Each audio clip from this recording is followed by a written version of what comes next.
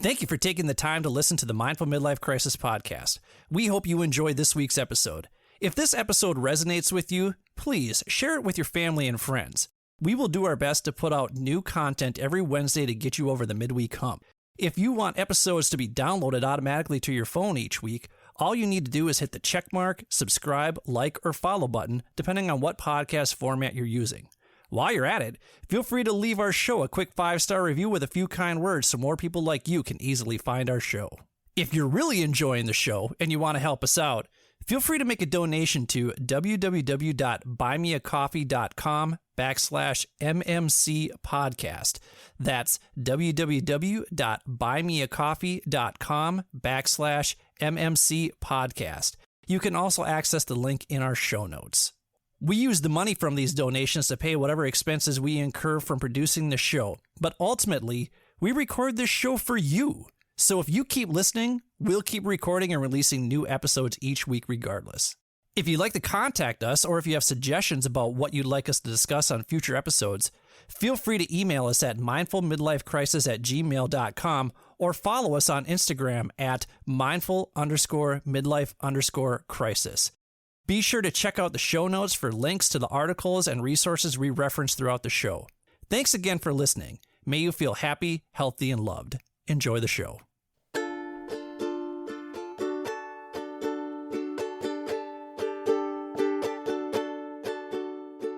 Welcome to the Mindful Midlife Crisis, a podcast for people navigating the complexities and possibilities of life's second half.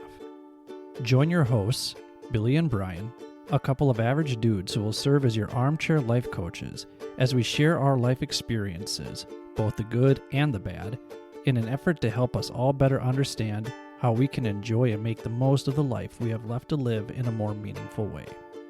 Take a deep breath, embrace the present, and journey with us through the Mindful Midlife Crisis.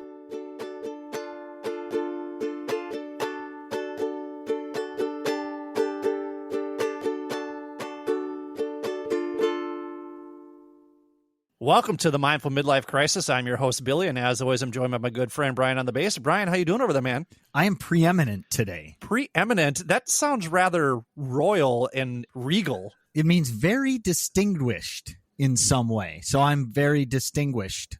What is making you feel so preeminent today? The gray in my beard.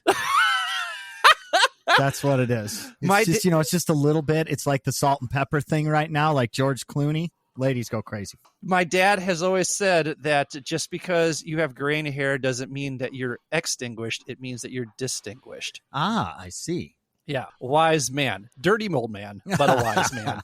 Why don't we have your dad on one of these times? Oh, God. What do you think?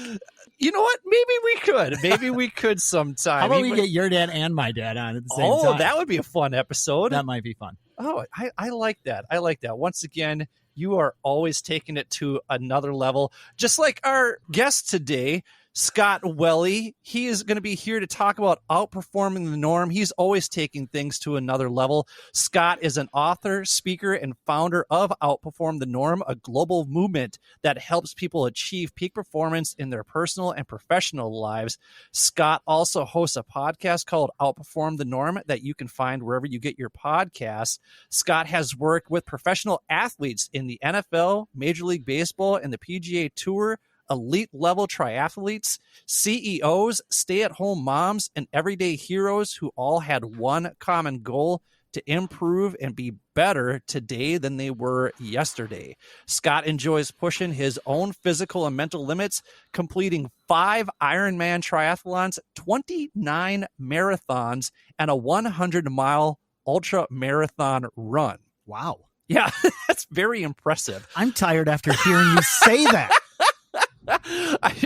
Yeah, those are some accomplishments right there. Scott's 9 best-selling books, articles, videos, podcasts, and online programs inspire hundreds of thousands of people worldwide. Scott has a master's degree in sports psychology and is an adjunct professor at St. Olaf University. He regularly speaks and consults with top-performing executives, sales professionals, and entrepreneurs, as well as elite athletes, all with one common goal: to outperform. My goodness gracious, we welcome Scott Welle. That's quite the intro. Thank you very much. I don't even know what to say. It's great to be here, though. Those intros write themselves, man. I mean, those are some accomplishments that you have. But, usually we have our guests talk about their 10 roles, but I think we're already curious about these triathlons and the marathons and the ultra marathon. So can you just start off by talking about those? How did you get into those? And I'm just very curious. There wasn't necessarily one big light bulb moment or anything that went off where I just started doing them. I've just always been okay with taking on big challenges. I guess to go all the way back, when I signed up for my first Ironman triathlon, I'd never done a triathlon before. And kind of the story behind that is, I'd never done a triathlon. I was held back in swimming lessons growing up. Of course, I had a bike, but I only really ran if someone was chasing me. It was kind of a football, basketball thing where if I was going to run, it was going to be sprinting. So I didn't have a background in any of the sports. And then all of a sudden I got out of graduate school and came back, and I had a couple of friends that were doing this Ironman thing, and they were kind of needling me. And I think they saw something in my personality where they're like, we could probably get this guy to do an Ironman with us if we just push him enough. And sure enough, they got me to sign up for it, and kind of the rest is history. I don't know if I'd call them friends if they do that to you. Yeah, that's usually what people who don't like you do. They're like, hey, go run for 100 miles. No, just kidding. It is definitely a twisted kind of friendship. Yeah, absolutely. So did you get into the triathlons before marathons? Let me go all the way back to it. I think I'd done one or maybe two marathons when I signed up for my first Ironman. Because I did my first marathon when I was still in graduate school. It was my second year of grad school. I was living down in Georgia, and I knew I wasn't going to be coming home for Thanksgiving, and they had the Atlanta Marathon on Thanksgiving. So it's like, well, I'll just sign up for this because it'll give me a good excuse to eat a lot afterwards and feel like I've actually earned it. So I signed up and did it, and it went okay. And maybe that was kind of the ball that I guess got everything rolling a little bit, but there are huge differences between running marathons and doing an Ironman. So yeah, I guess that's maybe where it all started. If you had to guess, how many cities have you run a marathon in? How many states? How many countries? How many continents? I ran the Rome Marathon, so we've only got 2 continents. Darn you, COVID. I'm sure there would probably be more. Yeah, can you talk about where you were supposed to do your 40th birthday? Oh, gosh. Well, I don't want to play the woe is me sob story because everybody has something that was cool that got canceled during COVID. So whatever. I'm just one of many, but I turned 40 years young in April of when, COVID first hit. We had this killer vacation plan, my girlfriend and me, where I was going to be running the Ibiza Marathon in Spain.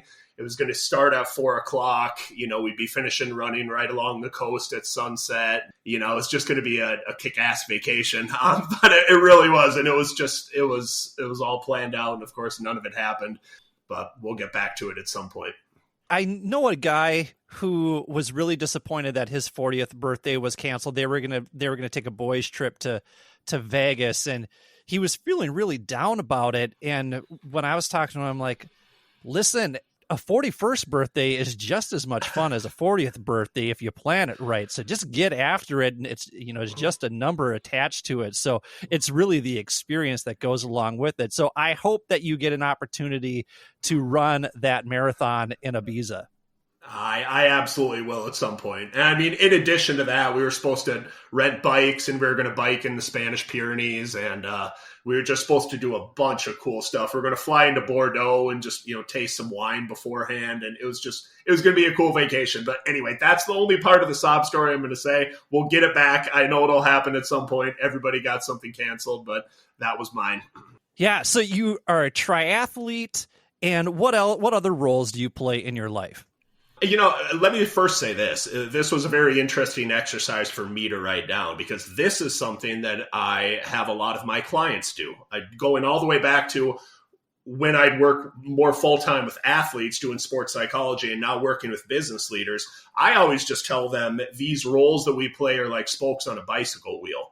And I think where our life falls out of balance is when we're just focused and we just only see ourselves as one spoke, and we don't actually see all the different roles that we play in the different aspects of our life.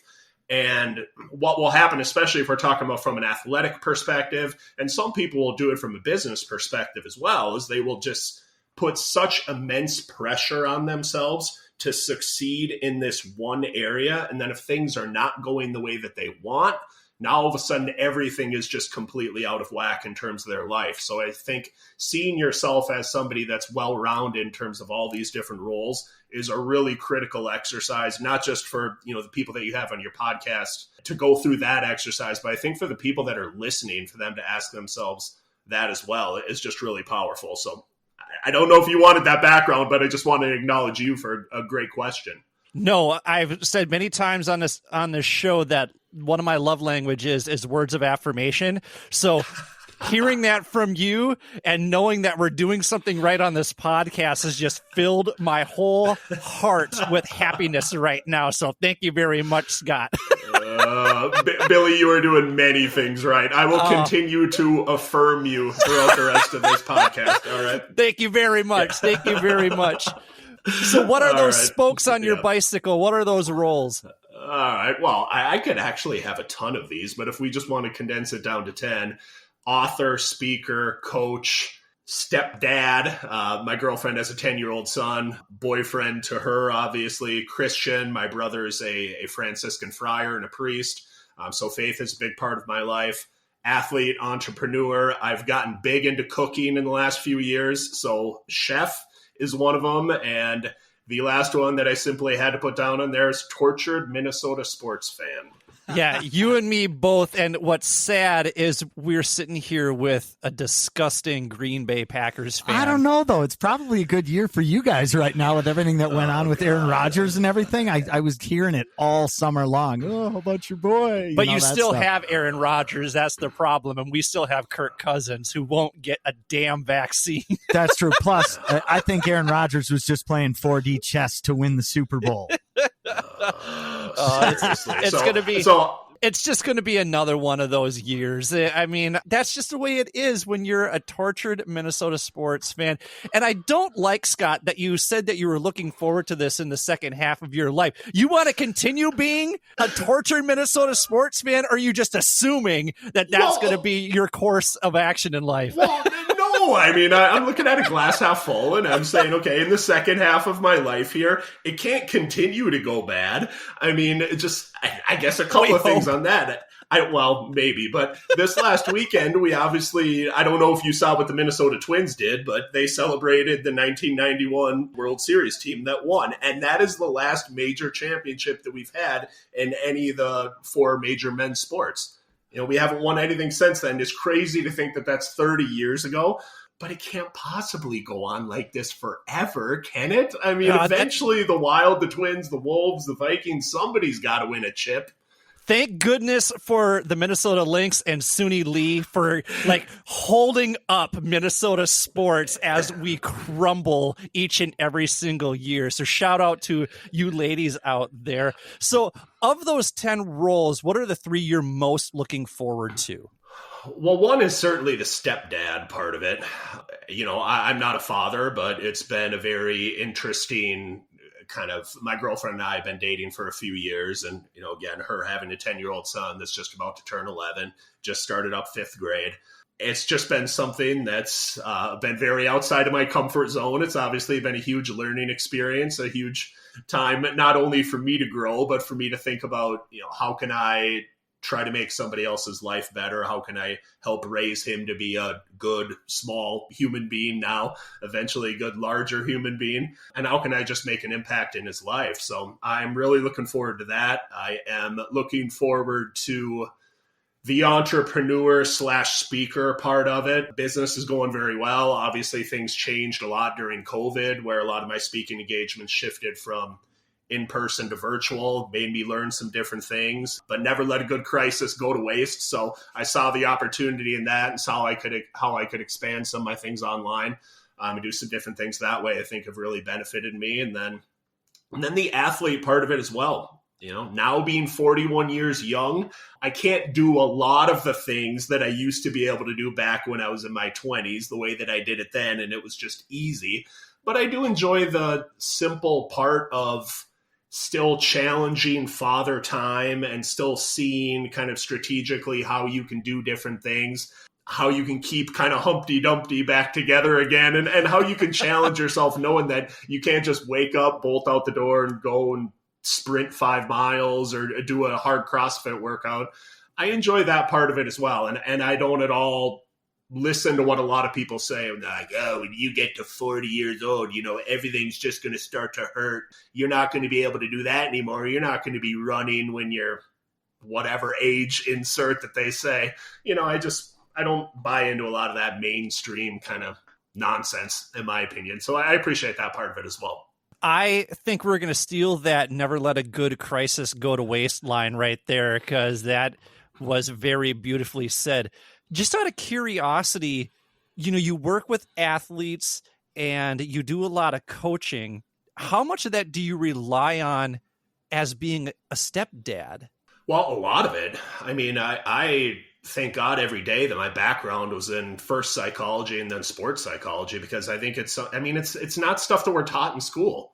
The basics of focus, of resilience, of grit, of discipline, of the ability to set and achieve goals. I mean, just a lot of these very basic life psychology things. Because I always just say sports psychology is just life psychology. It's just more specialized towards athletes. So I think taking some of those concepts and being able to pivot them and being able to have an understanding of, okay, if he's doing this or not doing this or doing that or not doing that, like what is perhaps the underlying psychological reason, not to go too deep on it, but I think to have a greater understanding beneath the surface of how to tap into, it's my thing that I do professionally, how to tap into people and how to be able to get the best out of them. It's also something that I use to hopefully be able to inspire and empower and motivate him in the right way to, be the best version of himself. Well, I think your life experiences lend well to your ability to coach and most likely to step parent as well. So what we're going to do is we're going to take a quick break. And then when we come back, we're going to continue to talk to Scott about those life experiences and how he learned how to outperform the norm. Thank you for listening to the Mindful Midlife Crisis. Thank you for listening to the Mindful Midlife Crisis. If you're enjoying what you've heard so far, please do us a favor and hit the subscribe button. Also, giving our show a quick 5-star review with a few kind words helps us on our quest to reach the top of the podcast charts.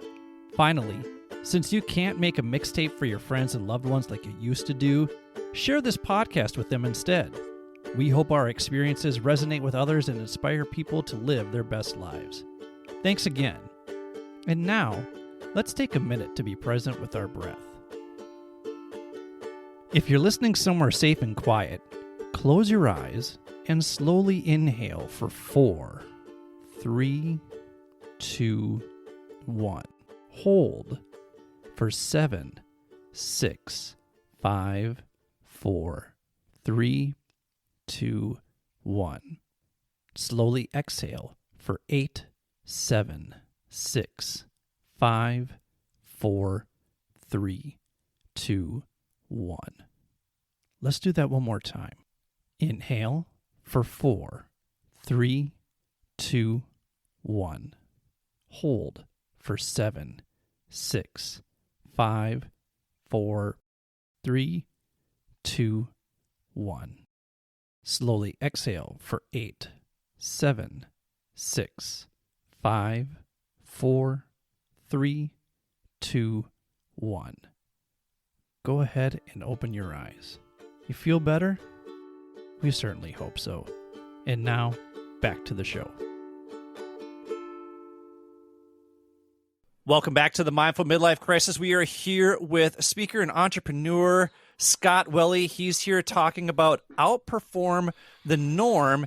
And as a speaker, Scott, you just told us here that you got a big-time gig that you're a little bit conflicted with, and it has something to do with what we were talking about in the earlier segment. Can you talk about that?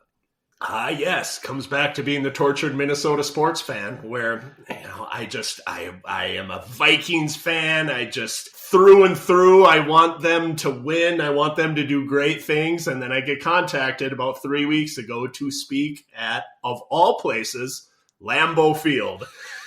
And I'm like, okay, I didn't originally get the contact. I've never spoken at US Bank Stadium. So I'm saying, really, is the first football stadium that I'm going to speak in really going to be Cheeseheads and really going to be Lambeau Field? Like, can I really do that? So, yeah, I took the engagement. It's at the end of September. It's right around. So it happened to be a week that I don't know if the Packers are either on bye or if they're playing away, but there's a lot going on in that area during that time because the Ryder Cup is also going on at, I think, Whistling Straits.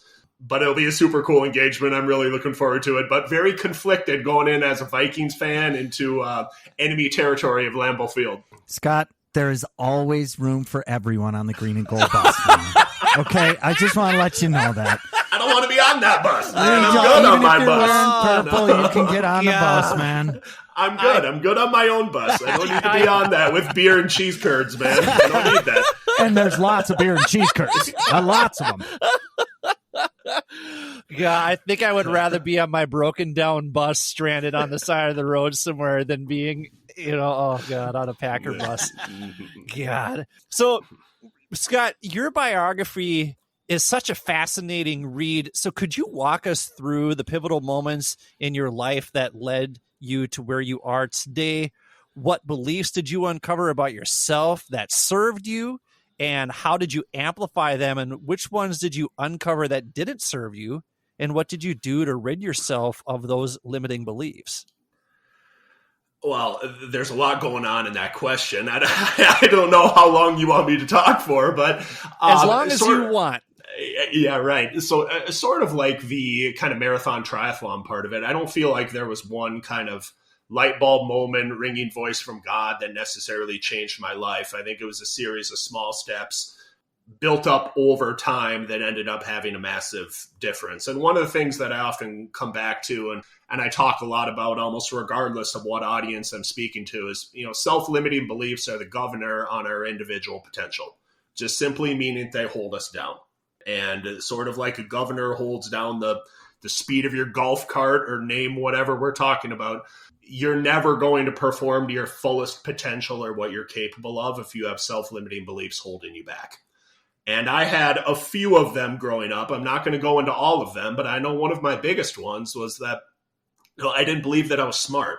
And part of it is not to blame my brother, who I mentioned before is a Franciscan friar, but he's a complete academic, director of graduate studies over in Rome, and just an extremely smart guy. So I'm not blaming him. I'm not blaming my parents. But for whatever reason, I got it in my head very early on that I wasn't smart. And I thought no matter what I did, I wasn't going to be smart and I wasn't going to be as smart as my brother. And then that led to obviously feelings of kind of demotivation, disempowerment, never really tried very hard in school.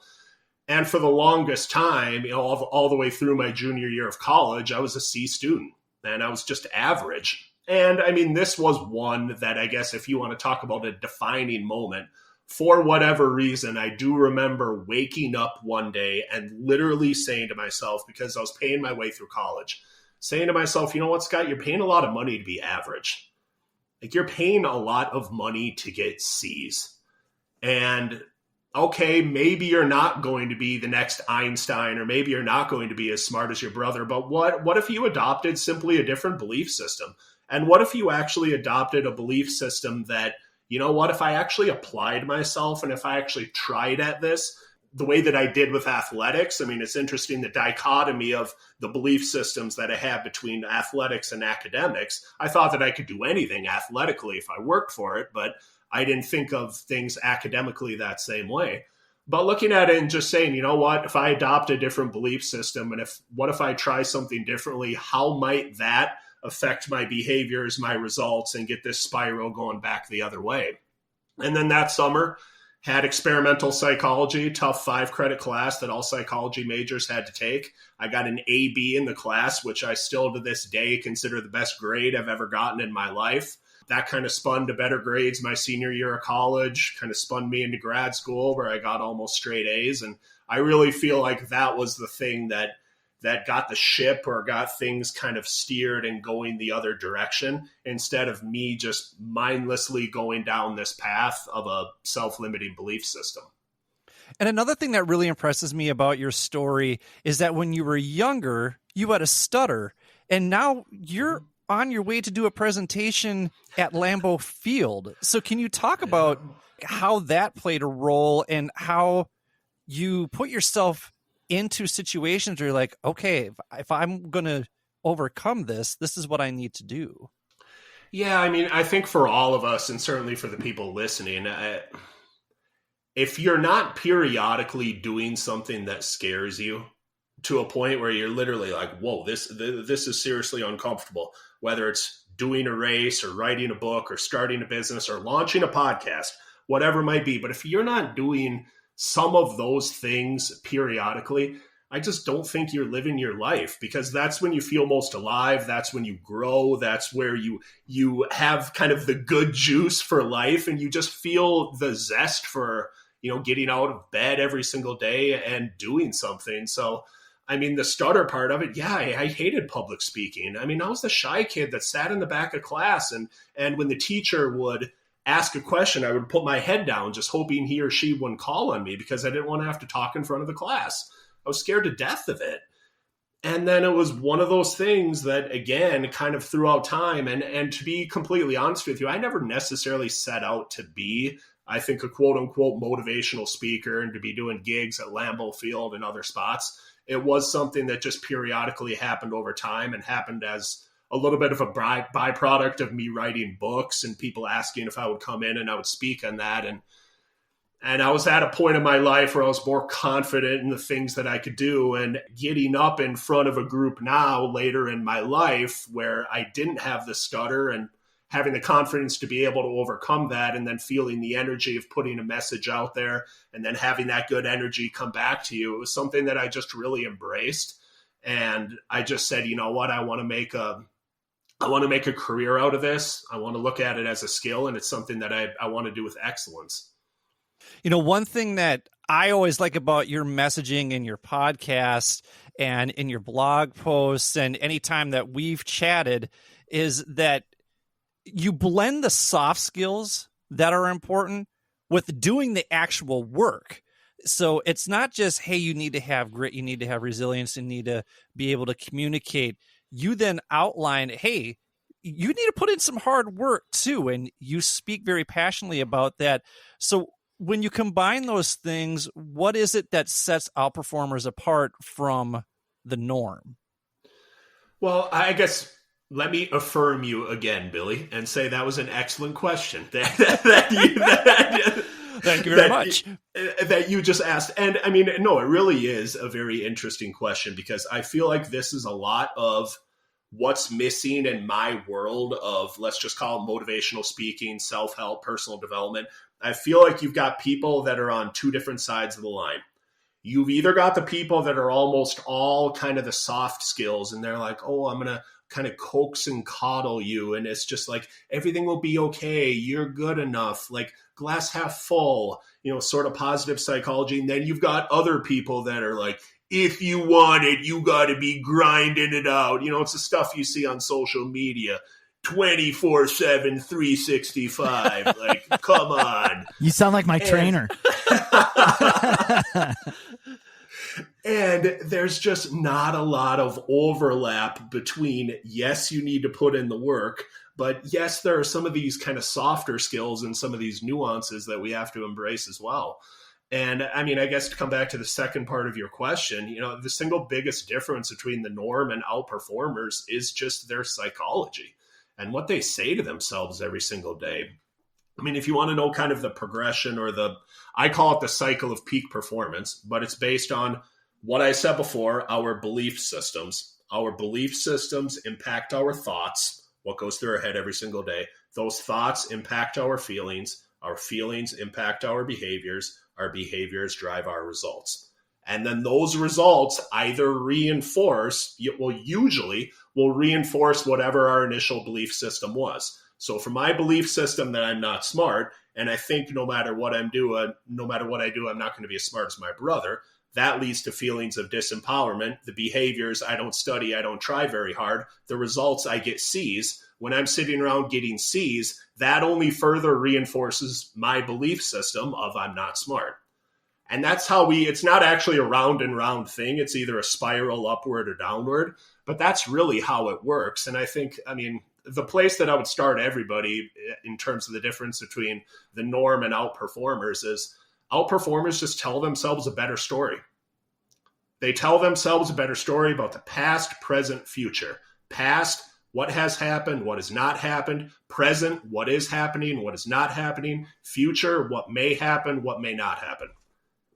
Those narratives become our life. And we all know somebody that we've been around that no matter what good is going on in their life, they're suffering through a Shakespearean tragedy. Like it's just, they can't find the good in anything that they're doing.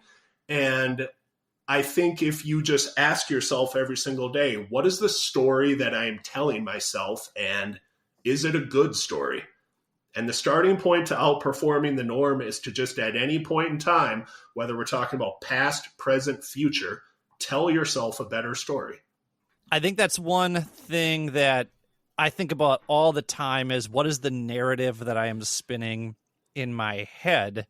And it's easy to get lost in those limiting beliefs. It's funny how easy it is for us maybe to compliment others, but not compliment ourselves and show ourselves love and just express, hey, gosh, we're actually doing a better job than what we are giving ourselves credit for. One of my favorite parts about watching sports now, because obviously I'm a huge sports fan, is when they have athletes mic'd up. And regardless of what sport we're talking about, I love it when they mic up athletes and coaches in the heat of competition. You can actually hear what they're saying to other people, to the coaches, to competitors, to everything else. You can hear that out loud. And I always just say, if we were to mic you up, as far as what you say to yourself every single day, what would that look like? Because the bottom line is whether it's you or me or anybody else, the quite honestly crap and garbage that we say to ourselves is not anything we would ever say to a teammate, we would ever say to a spouse or a boyfriend, girlfriend, a kid, a friend, a peer, anybody else in our life. And we say those things to ourselves, and then those end up feeding the narratives and kind of that cycle that I brought up before. It's such a huge thing, and it sounds almost so painfully simple, but what you say to yourself every single day matters so much. As a perfectionist, I like when you say being your best matters more than being the best. I've heard you say that before. And so can you talk about what you mean by that, and how do you implement that then in your trainings with athletes, with business professionals, with individual clients? Well, this was actually a lesson that I got from my mom. God rest her soul, like way back in the day. And I didn't acknowledge it at the time, but golf was my big sport growing up. And we never had a ton of money, couldn't always stay in a lot of hotels and stuff. So she would often drive with me or drive me to some of these golf tournaments when I was in high school. And we'd get up at the butt crack of dawn in the morning, drive to wherever in Minnesota to be able to play in these tournaments. And she used to say the same exact thing to me before every single tournament. She would say, you always call me Scotty. She'd say, Scotty, just do your best out there. And of course, I thought my best meant winning. I thought my best only mattered if I won the tournament, because I was a pretty good player and I was fortunate to win some tournaments. And then it was only when I got to a part later on in my life, and I've been fortunate to work with a lot of high achievers in a lot of different industries, that I've since realized that what really matters more than anything else is giving your maximum effort towards something and doing your best, instead of just solely focusing on the comparison being the thief of joy that Teddy Roosevelt always says. Instead of saying, I need to be the best, focus on being your best. And usually if you show up as your best, and if you give that maximum effort, usually the outcomes will take care of themselves. And I'm not saying you're always going to love them. You might not win, and you don't have to love it, but you're going to be able to accept it better. And the really interesting part of doing your best at something is Again, it doesn't matter if it's a parent, if it's a spouse, if it's a coach, or if it's anybody else. No one can ever tell you whether you've really tried your best at something except you. It's only a question that can be answered when you look in the mirror, when you're falling asleep in bed at night, and you can say to yourself, I really tried my best at this or that. I really put myself out there. And if you can answer that question with yes more times than not, those outcomes are going to take care of themselves. So you've talked about the difference between discipline and motivation, and it sounds like what you're talking about in terms of doing your best falls more under discipline, like it's the little things that fall in line with being consistent. So can you talk about the difference between discipline and motivation and how you use the two to help people tap into their peak productivity? Well, I mean, I think they kind of relate, but to be honest with you, mainstream, again, self-help, personal development, what people think they need or what people want is strategies so they can become more motivated. What they actually need is strategies so they can become more disciplined. Because we just got done with the Olympics, right? Okay, so normally Olympic athletes, I mean, in reality, they've been training their whole life for something, but let's say they've been training the last 4 years for this. In this case, with COVID, they've been training the last 5. Thing that I will always say is, do you think any of these athletes wake up every single day motivated to go do their training? No freaking way. No way. Not at all. And you're talking about, name your sport, track and field, swimming, gymnastics, anything else. You're talking about 4 to 5 years of getting up and probably putting in 4, 6, 8 hours a day to what maybe take a tenth of a second off. I mean, we're talking about a little itty bitty micro improvement. So stop running the narrative in your head that, oh, I need to wake up and I just need to find a way to tap into this motivation every single day to be able to do what I want to do and to be able to get what I want. Because it's never going to happen. It's never going to be there. What you actually need to think about is ways that you can be more disciplined, or kind of in my language, do what you should do when you should do it, regardless of whether you feel like it or not. You need to find ways to be able to create those habits, those patterns, those routines, and those disciplines that some days you will wake up and you will feel like doing whatever it is that you need to do. But on the days where you don't feel like it, how can you still make that happen? That might be a good old-fashioned accountability partner. It might be some type of social support. It might be something where, you know, I track a lot of my workouts on my Apple Watch and I love getting in and kind of looking at the data. You might be someone that just is really motivated by the tangible numerical part of doing something. It might be a competition. It might be something where, you know what, a way that I get more disciplined is if you know you're a competitive guy, like I'm going to bet Billy that I can do more push-ups than him in the month of August. You know, and little things like that really matter and keep you on track when you don't have that internal motivation to get you to do whatever it is that you want to do every single day. And that's oftentimes where a good coach comes in. So what we're going to do is we're going to take a quick break, and then we come back. Scott's going to talk about how he coaches both businesses and athletes around performance goals. And then we're going to pick his brain a little bit about what he means about developing an alter ego in order to achieve your goals. Thank you for listening to the Mindful Midlife Crisis. Thanks for listening to the Mindful Midlife Crisis. We will do our best to put out new content every Wednesday to help get you over the midweek hump. If you'd like to contact us, or if you have suggestions about what you'd like us to discuss, feel free to email us at mindfulmidlifecrisis@gmail.com or follow us on Instagram at mindful_midlife_crisis. Check out the show notes for links to the articles and resources we reference throughout the show. Oh, and don't forget to show yourself some love every now and then, too. And now, back to the show. Welcome back to the Mindful Midlife Crisis. We are here with Scott Welle, and we're learning all about how to outperform the norm. Scott, you were just talking about Olympic athletes who develop discipline, and almost every Olympic athlete, almost every athlete has a coach, but you also work with business leaders as a coach. So regardless of what field they're in, it's good to have a coach. So how do you approach those two groups of people similarly and differently? Well, I would say the different part of it is if you're working with an athlete, you have to be talking about strategies where they can perform in the heat of competition. Unless you're maybe a C-suite executive, let's say, that you're responsible for getting up there and maybe giving a huge keynote or something in front of a group, or maybe you're someone that's negotiating a huge deal and there's a certain kind of pressure to perform in this context or in this situation. Not a lot of business leaders will have that same sort of game day pressure that athletes have. So that's probably the biggest difference in talking about daily strategies for peak performance versus quote unquote game day strategies for peak performance. But as far as some of the other things that you work on, I mean, certainly the ability to take, I call it OPP. Yeah, you know me. But OPP in this case stands for Outcome Performance Process, not the old school hip hop song by Naughty by Nature. Did you get me on that? Did you get that? That's fantastic. Oh yes, yes, that was Fantastic. greatly. We're a bunch of '90s guys here. We're greatly enjoying that reference. It always gets laughs from any audience that I'm speaking to, the OPP.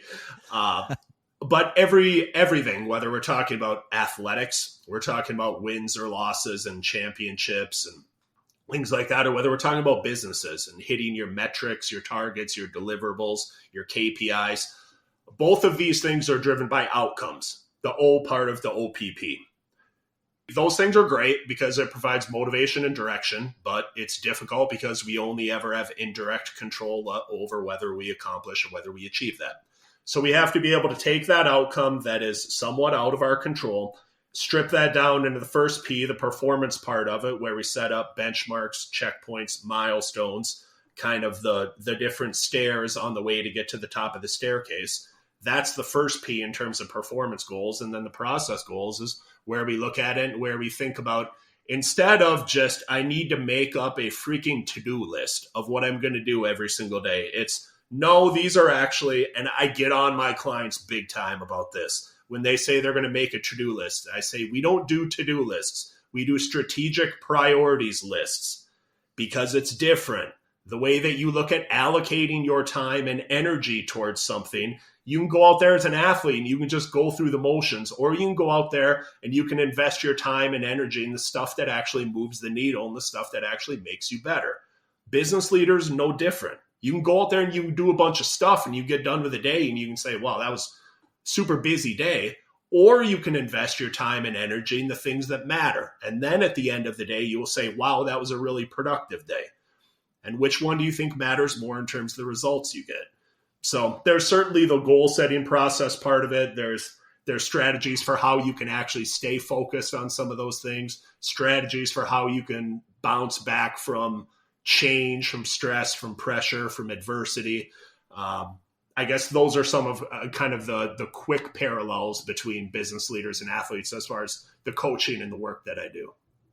Do you see a correlation between the productivity and the discipline between business leaders who are also active and engage in athletics or sports or fitness in some way, shape, or form? Like, is there a correlation, or do you work with business leaders who maybe they don't do a whole lot of sporting or athletics or fitness, that kind of thing, but they still have innate drive, they still have innate discipline? Well, a lot of them are former athletes. And by that, I don't mean that they're like former professional athletes or anything like that. They might have not even played in college, but chances are the same mindset that they took to whatever their competitive sport was back in the day is the same thing that allowed them to become a senior manager, a C-suite executive, an entrepreneur, whatever it happens to be. Like, that same mindset still applies. So they get the part of the parallels between maybe the sports psychology and how that transitions into business psychology. I'm not sure if this is what you meant when you said it. Not all of them go and do races, do marathons, do 100-milers and stuff like that. But all of them do take that most powerful performance-enhancing drug on the planet that is exercise. All of them do that. All of them. because they know it makes them better physically, mentally, emotionally. There's nothing else that replicates the benefits that we get from daily movement and daily exercise. How that manifests itself is different for each individual client, but they know it's something that makes them better. So you do speaking engagements and you do work in front of professional athletes and with high level CEOs, that kind of thing. And we're having Teresa Sandy come on in a couple weeks to talk about imposter syndrome. And one thing that you have talked about in your podcast is developing like an alter ego. And so I'm wondering, as you're standing or maybe in the early stages of your career when you were doing early speaking engagements and working with high level, high achieving performers, did you have to create an alter ego? Did you experience imposter syndrome? If you had an alter ego, how did you not lose yourself in that alter ego, almost like a me, myself, and Irene type of situation? Yeah, I mean, the imposter syndrome thing is very interesting. I've done a lot of study on that. It is absolutely something that exists. For people that geek out over this stuff, I'd encourage you to look more into it. So that's fascinating. If you're having her on and she's going to talk about it, I'm sure that's going to be great. The alter ego part of it is something we all need. It's the fastest way to enhance our performance. And it really comes back to some of the belief systems and some of the things that I was talking about before. And to be able to actually create or to be able to tap into your alter ego, you have to be willing to use your imagination. And for some reason, when we get to a certain point in our lives, we're like, well, I mean, like I'm an adult now. I don't need to use my imagination like I did before. I think of last year, I brought up in the first segment, I brought up my girlfriend's 10-year-old son. He's big time into football. He went out and had a really good football game last year where he just ran the ball like a madman, and he's a good athlete, and it was by far his best game of the year. And I walked up to him afterwards and I said, what were you thinking about when you were playing in that game? He said, well, I just imagined I was Odell Beckham Jr. For the people that are listening, if you don't know who that is, he's a wide receiver for the Cleveland Browns, and a fantastic one. He's good. He's really good. Yeah. And has a huge following. I mean, dude is great. But he imagined that he was something else to better prepare him and equip him to be able to handle a specific task. That's what an alter ego is it allows you to overcome any amount of worries and fears and judgments and insecurities that we all have, a lot of it going back to our earliest belief systems of when we were growing up, things that happened to us or things that did not happen to us. We carry those things with us, and then they manifest themselves in our later behaviors. So you brought up my stutter before, okay? So when I first started speaking, there was the part of me that I would be going up and literally the way that you read my bio right at the start of this podcast is the way that I'm introduced right before I go on stage for a lot of these speeches. And I remember sitting there for some of my earliest speaking engagements, and they'd be reading my bio and I'd be sitting there. And even though I probably haven't stuttered in, I would say 25, 30 years, still that little voice in the back of my head saying, well, you better not stutter, Scott. Like, you better not get up there. You better not stutter, Scott. What if you stutter? Now, if that's what I'm saying to myself, can I really go up on stage and be the best version of Scott Welle? No, absolutely not. Yeah.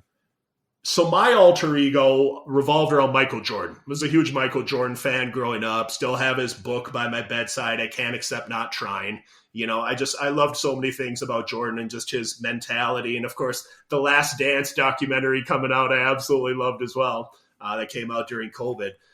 But his mentality towards going out there and being willing to, I'm going to put myself out there and I'm going to be okay with, failing, whatever that looks like, but I can't accept not trying. So then I would just imagine that, okay, we're going to put Scott Welle aside for the time being. We're going to put him aside. He's going to sit off stage because that belief system and those worries about, are people judging you? Are you going to stutter? And those fears and those insecurities, those don't serve me when I get up on stage. What does serve me is me being very confident in being able to go out there and being able to execute and being able to do this thing. And the only other thing that I want to say about this, because this could be a totally separate podcast in and of itself, but the single biggest question that I get from people when I talk about this concept is, well, Scott, if I create this alter ego that we're talking about, won't that make me look fake? And absolutely not. Let's just think about it from my perspective. I mean, is the real version of Scott Welle someone that's up there on stage wondering if he's being judged, afraid that he's going to stutter? I mean, I can name so many different athletes. Bo Jackson had one. He was Jason Voorhees, like the Friday the 13th guy was his alter ego. Beyonce had Sasha Fierce. There are examples of this everywhere where they allow us to overcome some of these things from early on, and they're not things that make us fake. It's actually the realest, truest version of us, because it's allowing something that's been laying dormant deep inside of us. It's allowing us to actually take that and enhance it and allowing it to come out. I think for me, it's not so much being fake, but it's being perceived as arrogant, because if I'm doing my thing, I'm feeling real good about myself, and I will then project a sense of cockiness when I'm in that mode. And so I feel like I've had to dial it back, because I don't want people to perceive me as arrogant. But then at the same time, I feel like I haven't been as confident and I haven't been as productive having dialed back that alter ego a little bit. So I think it's really interesting that you bring that up. Okay, so we can dig into this a little bit right now. So if you're worried about coming across as cocky or as arrogant, I'm just going to say that maybe humility or being humble or authenticity is perhaps something that would be good for you to look at as a trait that your alter ego would actually have. And when I walk clients through this, it's thinking about physically, how do you want that alter ego to look? Mentally, what are their dominant thought patterns? Emotionally, what are the feelings that are going throughout their body? So, Billy, when you think of an alter ego or something that you can step into to be a better version of you, who is someone that you think about that may be, let's say, very confident? Because I agree, I never want to come across as cocky or arrogant either, but I'm okay with coming across as confident. Who is someone that you think of, real or imagined person, that comes across as confident but still has that humility and that part of they're not coming across as too cool for school or cocky? The first two people that come to mind are Dave Grohl and Henry Rollins. Like those are the two people that I want to emulate, because I just admire the two of them so much, particularly Dave Grohl, because when Dave Grohl's on stage and he's doing his thing, he is just so captivating and talks about how much he rocks. Even Jack Black too. And because he can mix in that humor as well. So like the three of them, I feel that's what my goal would be. And I love how you described, then you would add humility into that character. It feels like you're creating a video game player. You are. I love that. I love that. Yeah. Yeah, and that's exactly what you're doing. So if I didn't articulate that correctly as I was going through it, I apologize. But an alter ego is not just something that you do to enhance your confidence to a point where you're bordering on being arrogant, because I never want to come across as that either. I've come across a lot of speakers that are out in my circuit that are like, look at me, look at my big house, look at my nice car, look at my private jet.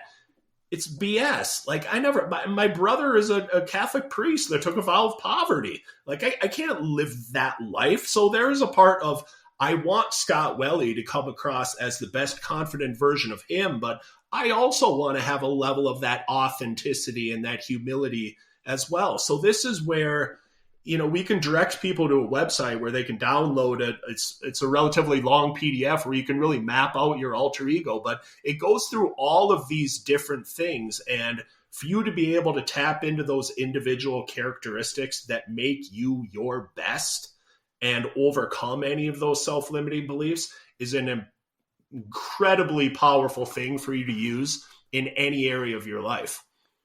Is that PDF on your website, Scott? It's somewhere on my website, certainly. Sign up. It's just go to scottwelle.com, and then there's a link for free training. I think if you put in your first name, email address after clicking on that, it should redirect you to a page that actually has it on there. And we will make sure we put those in the show notes as well. Scott, on your website, you have some blog posts that I've enjoyed reading, and they're real short. They're real direct. They're to the point. I like reading through those just as kind of like a quick affirmation in the morning, just to be like, oh yeah, that's a good point. That's a good point. They're a good bathroom read. And I mean that in the sincerest way possible, because it doesn't take you long to go through them. And there really are just these motivational tidbits and these reality tidbits in there too. And one of those reality tidbits is that you dismiss the idea of do what you love and you'll never work a day in your life. And I love that you dismantle that concept. So can you elaborate what you mean by that? First off, thank you for the affirmation on some of my blog posts. You're welcome. Yeah, Scott Welle needs affirmation as well. But I try to cater to people's short attention spans by writing short blog posts and things that you can read in the bathroom or you can read in a short period of time. But as I move forward in my journey as a speaker and as a thought leader, I find myself trying to dispel some of the mainstream myths and a lot of what you hear out there more and more, because some of it is good, but a lot of it is just what you hear and is just quite honestly not reality as far as what works on the field of play, of athletics, of life, of business, or anything else. And that whole concept of, do what you love and you'll never work a day in your life. Okay, well, if you believe in that and if you run the narrative in your head that if I do what I love, I'll never work a day in my life, what happens if you're doing something and it feels like work? What do you do? Okay, so if something feels like work, then that will usually lead you back to saying, well, then that must mean that I'm not actually doing something that I love.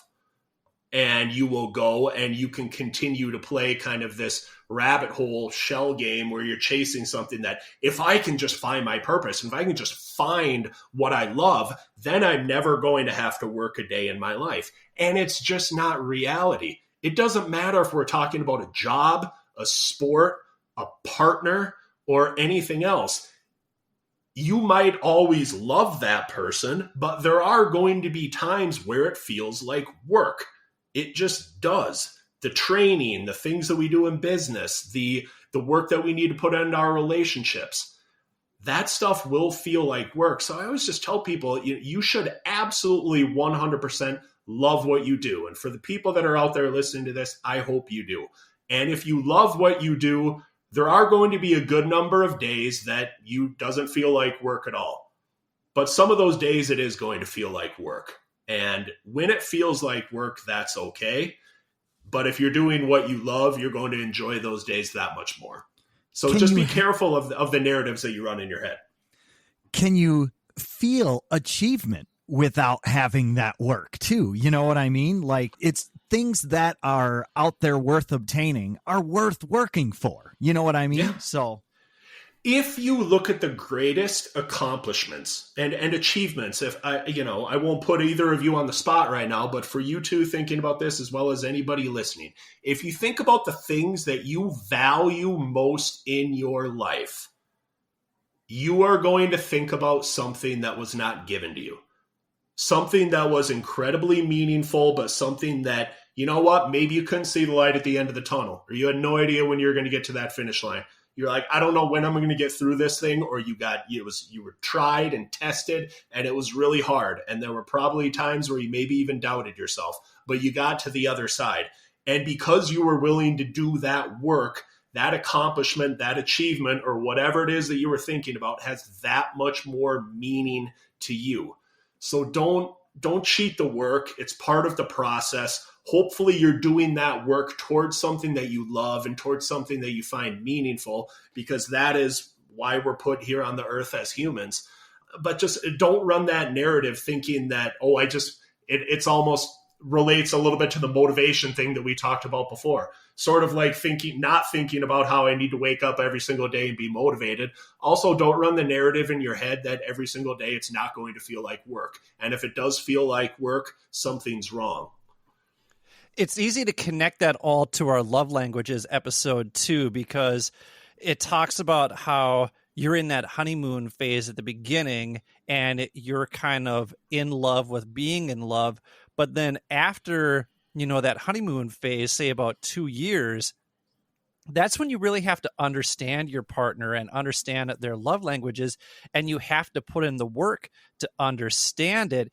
And in terms of like what we're talking about here, I feel like if you start to love your job, you're going to be lulled into a false sense of complacency where you're just running on autopilot, and then you're not seeking out the hard. You're not seeking out ways to grow, because then if you get frustrated with it, then you might not enjoy it as much. You might not love it as much, but that then limits your ability to continue to grow. And I think that plays a big role in what we talk about with risk. And we have John Wessinger coming on next week to talk about his book, Ride the Wave, where he talks about the importance of developing a healthy relationship with risk. So where do you see risk taking as an asset in outperforming the norm? Well, I guess at the risk of answering a question with a question, what exactly do you mean by risk? And when you say risk, are you talking about getting comfortable, being uncomfortable, or what are you referring to exactly in regards to risk? Well, I think that's a good question. I think it's anything that is a healthy risk that could better your situation, better your mindset, better to your approach, better your discipline, better your ability to motivate yourself, not something that is going to be a detriment to you or someone around you. So, for example, like, you have a couple of examples here, like starting a business or doing a race. Those things I think are healthy risks, whereas gambling your life savings away in Vegas, probably not the best risk. Jumping out of an airplane in a wingsuit for the first time ever jumping out of an airplane, I don't know that that's a necessary risk to take. So something along those lines. Yeah, I mean, I just think a certain amount of risk taking is necessary for growth. And usually what holds us back, I think, from doing that is we can just equate risk with change. And the way that we typically perceive change is that it's negative, it's threatening, it's fearful. We look at it like that, and we play out the worst case scenario in our head. Well, I mean, I've always wanted to start a business, but what if I do it and insert negative outcome? That's what we think in our head, and that's all fear is what if insert negative outcome. Fearlessness is what if insert positive outcome. So a lot of times, I mean, for most of the risks that I think we probably go through on a day-to-day basis, they're not huge monumental risks that are going to kill us or going to lead us to a life potentially without shelter and food and different things like that. Like, they're little itty bitty incremental risks that if we would be willing to do the fearlessness part of what if insert positive outcome, would allow us to grow a little bit more and would allow us to overcome the part of, well, I'm just not going to do that because the what if this bad thing happens. I just think that it's something that, again, to bring it all back to the psychology part of it, we have to be careful on whatever we're saying to ourselves and the narratives that we're playing in our head if we're unwilling to put ourselves out there and even try something. And really, just as simple as it sounds, what's the worst that can happen? Like, that's a great question to ask yourself. Really, what is the worst that can happen? Now, when I went out on my own and when I started my own business, it was before I was dating my girlfriend. I was I was in my 30s. I didn't have anybody depending on me necessarily. It was just me. And I always knew that I wanted to start my own business. I knew that I wanted to write. There was a part of me that thought I might want to speak, but I knew I wanted to coach. I knew I wanted to help people. And I just said, you know what? Like, if you're not going to do it now, when are you ever going to do it? Because there might come a time where you have, for people listening to this, if you ever thought about starting your own business, I'm not going to say that you should necessarily do that if you have a few kids and you're putting them through school and you got to put food on the table. It might not be the right time for you to take a risk that large, but is there some way that you can move incrementally towards that? Or what's the future vision of being able to at least go in that direction? So I think everybody maybe just has to calibrate their own kind of risk with where they're at in their life, and be careful not to just play out the worst case scenario and let that hold you back from ever trying anything. So do you not subscribe to you're either all in or you're all out? Are you more of a let's incrementally work to a point where we can be a bit more comfortable? I always have a problem with we need to get out of our comfort zone. And my belief is that we need to get the outer edge of our comfort zone, because I don't think we'll ever do anything if it's outside our comfort zone. But I think if we do things that are on the outer edge of our comfort zone, it's kind of like pizza dough. And then as we kind of push those edges out a little bit further and further. So I'm just kind of curious, are you more of a, hey, let's grow out this risk level that we will take, or are you you're either all in or all out? Well, I guess I'm more towards there's no plan B if you're fully committed to your plan A. I guess I'm more towards that. I don't know that I'm all the way there, but I do believe that if you want to do anything meaningful and worthwhile in your life, you have to be committed to it, and you have to be committed to it for the long term. It escapes me right now who said it, but there was someone that said something to the effect of, don't even try to do something unless you're willing to do it 100 times or 100 days straight. So instead of like, well, hey, I'm going to try this new diet, it's like, no. Don't even try that unless you're willing to do it for 100 days straight. Oh, I really want to start a podcast. Don't even try to start a podcast unless you're willing to do 100 episodes. And what that does is I'm a 100% believer that you can call it what you want, but I think in our pursuit of accomplishing meaningful, worthwhile, great things in our lives, at some point the universe is going to put up some resistance. And it's going to say, do you really want this thing? We're going to put up a little bit of resistance here. You're going to be going into a headwind.